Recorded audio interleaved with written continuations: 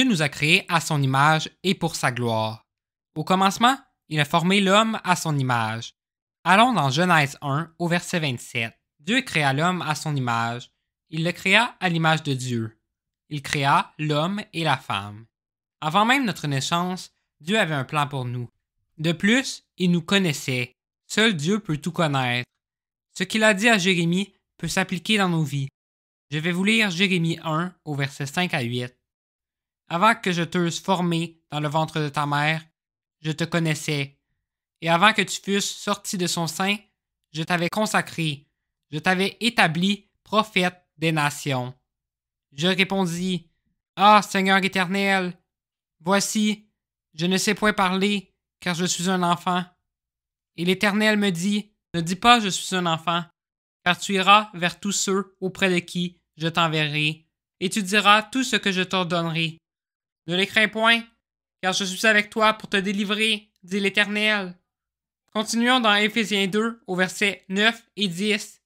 Ce n'est point par les œuvres, afin que personne ne se glorifie, car nous sommes son ouvrage, ayant été créés en Jésus-Christ pour de bonnes œuvres que Dieu a préparées d'avance, afin que nous les pratiquions. Dieu se rend même auprès de nous pour affronter nos difficultés. Il nous permet d'avancer dans notre vie. Pour Dieu, nous sommes tellement merveilleux et importants. Il prend le temps de nous façonner. Le psaume 139, au verset 13 à 16, démontre encore une fois que Dieu savait tout ce qui arriverait dans nos vies avant même qu'elles commencent. Dieu est le maître de nos vies. Commençons avec le verset 13. C'est toi qui as formé mes reins, qui m'as tissé dans le sein de ma mère. Je te loue de ce que je suis une créature si merveilleuse. Tes œuvres sont admirables, et mon âme le reconnaît bien.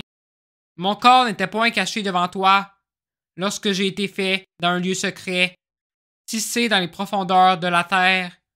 Quand je n'étais qu'une masse informe, tes yeux me voyaient, et sur ton livre étaient tous inscrits les jours qui m'étaient destinés, avant qu'aucun d'eux n'existât.